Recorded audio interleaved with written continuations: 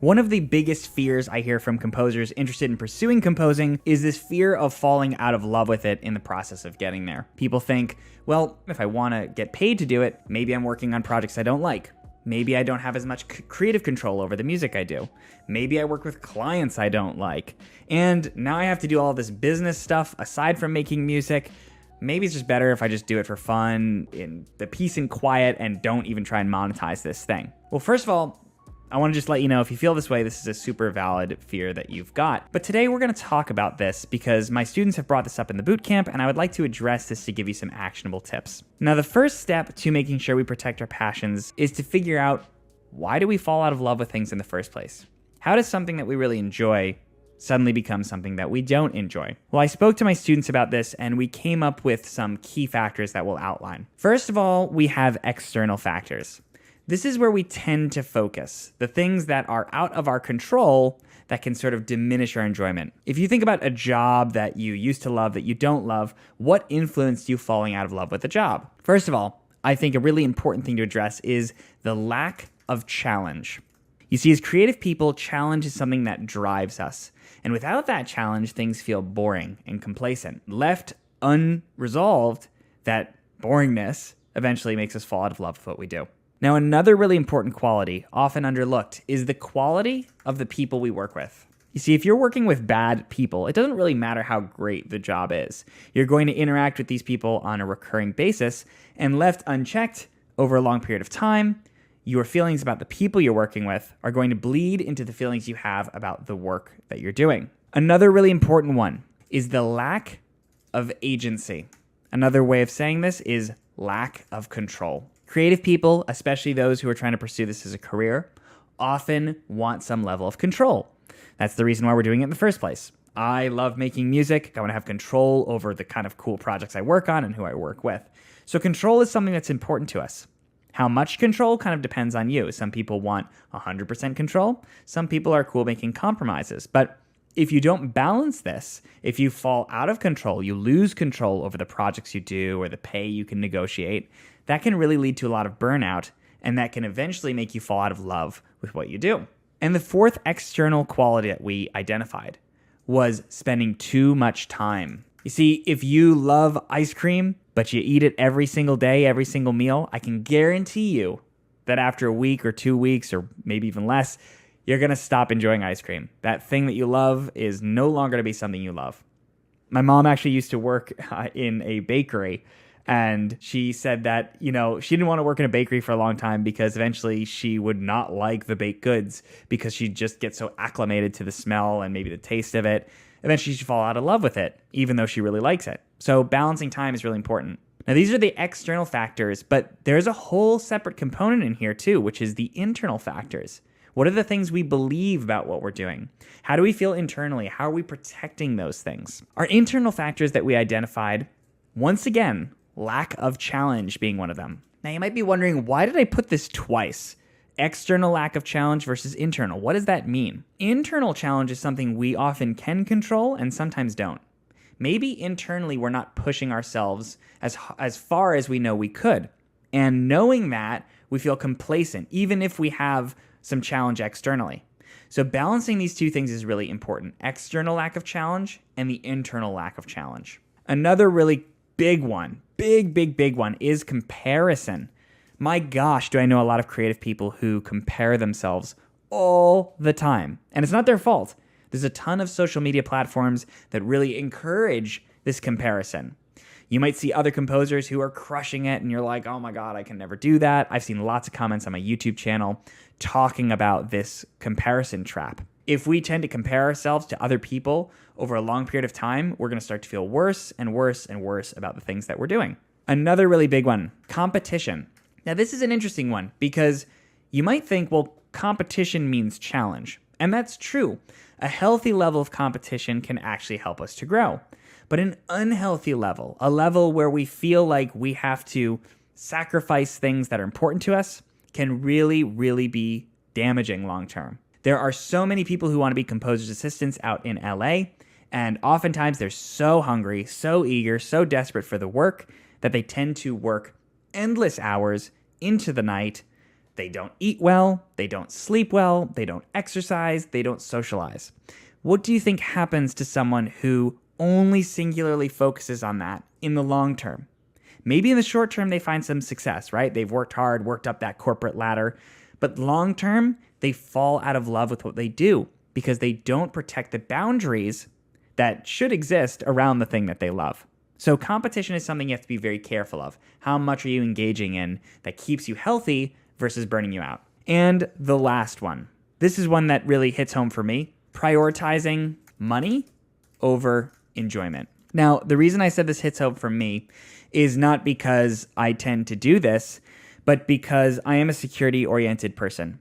I am someone who feels safe when I have more in my savings than not enough. And for a long time, that has really held me back from enjoying things fully. This career is not necessarily the securest of careers. It's not a very secure career. And if I hadn't been really driven to embrace the discomfort of insecurity, I might have chosen something, like I know many people do, that is just safe and secure and pays the bills comfortably. I really needed to work out of that comfort zone to be able to pursue something that I loved. I had to say, you know what? My bank account is not going to look super stable while I'm pursuing this career for a while. And I have to learn to be okay with that so I can really stay in love with the art of making music and doing the things that I love. So we've talked about all the things that makes us fall out of love with what we do. What do you think is the solution to be able to protect our passions? What do we do with these data points to make sure we stay in love with what we do?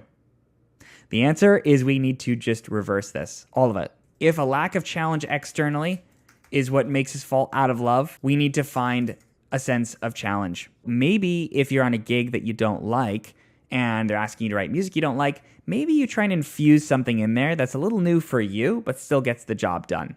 That's a simple way of exercising challenge to be able to create enjoyment. Second thing, we need to find good quality people. This is so important, everybody. Like, so often we get so attracted to this cool looking gig that we stop paying attention to the quality of the people that we're working with. If you are starting to work with people who are not good quality people, you got to be really careful about continuing to work with them. I would highly encourage that you identify which people in your network are like, anytime that they call you, you're super pumped to work with them. Or even friends or family, anybody that they call you or reach out, you're like, oh, I'm so pumped that I heard from this person. Those are the people you lean into. In this career, you only need like 5 to 10 really solid clients to be able to do this full time. It's so counterintuitive to what people think. You think, oh, I need like 50 or 100 people. It's not true. You just need a couple of good people who really enjoy working with you and you really enjoy working with. Lack of agency, lack of control. You need to establish control. Now, that often is going to come in the form of creating boundaries. It could be money boundaries, so like I can't take a project for less than this amount. And it can also be just personal boundaries, which could be related to your health and happiness. So maybe it's like, hey, I don't like doing jazz gigs. I'm not going to do jazz gigs anymore. Why? Because I just don't like doing them anymore. That's a totally valid reason to be able to create those boundaries around what you will and won't do. And that's what's going to help you get more control over your career. Lastly, spending too much time. You got to do two things to get better with time, right? You have to eliminate, you've got to automate or delegate, and then we're going to throw one more in here. Identify what's worth your time. I hate this word worth because worth implies that there's a right and a wrong answer, but what I mean by that is many composers try lots of different things, and that's why they burn out, because they try like 50 different things in 1 week and then they burn out, nothing's working. You need to figure out like what you're actually doing that's really making a difference. It's probably only a couple little things, but if you can figure out what that is, it will really help you cut back on your time so you can spend a reasonable amount of time. Now, the internal, we've got one more group of things to protect. We have that lack of challenge again. And again, same solution. We need to find personal, fulfilling challenge. Sometimes you're on a gig that just kind of sucks and it's not great, doesn't pay super well, not super fun music. That doesn't mean you're powerless in your life. You can still find some challenges. Maybe the challenge for you is going to be keeping up your health while you're working on the gig. Maybe your challenge is, I really struggle with creating boundaries on a gig like this. My challenge is going to be to create some boundaries. You can find ways to create control by creating challenges that you can control. Now, for the internal of comparison, we need to be able to create restrictions around comparison. A healthy level of comparison would be reasonable time studying what works. Okay, so that's going to be like, hey, I love John Powell's music. I'm going to check out John Powell's stuff. I'm going to learn something from it, and then I'm going to shut it off, move on, do my own thing. An unhealthy level is, I want to be just like this person. Why can't I be just like this person? This person's doing all these cool things and I'm not. That's unhealthy. You got to study what works, but then you also have to, once again, create cutoffs. Might mean deleting some social media apps. Might mean limiting your screen time. Whatever it is to create that more healthy level of comparison, you have to start to activate that. Competition. This is a tricky one. You need to find a reasonable level of competition. Often, this is going to be with yourself. So instead of comparing yourself to other people, competing with other people, compete with yourself in a friendly way. I like to think of competition as something that you approach without too much pressure. What you don't want it to be is to be like super high pressure, fight or flight, like make it or break it. That's just not really going to sustain you long term. So do just a little better than you did before. And lastly, prioritizing money over enjoyment. How do we work through this one? The first thing that I would recommend is to start doing things for yourself. Do things that you enjoy simply because you enjoy it. Don't rationalize money as the reason why you enjoy it. Like, just learn to value that. You have to make time for yourself. Once you start doing that, you'll build a habit around that, and then it becomes a lot easier to do. If you find yourself getting caught up in future thinking, like, I can't think like that because, I don't have a stable income yet, and why am I not making more money from this? And it's all future thinking. I would recommend highly that you start practicing gratitude. So daily gratitude can be insanely effective. Mindfulness practices, some exercise, going on walks. The ultimate thing is you need to get more grounded with the present, your present state, so that you don't keep thinking about these future goals of money. And what is money anyway, if not just a tool for us to do more of the stuff we love? So recognize that money is not a goal, really.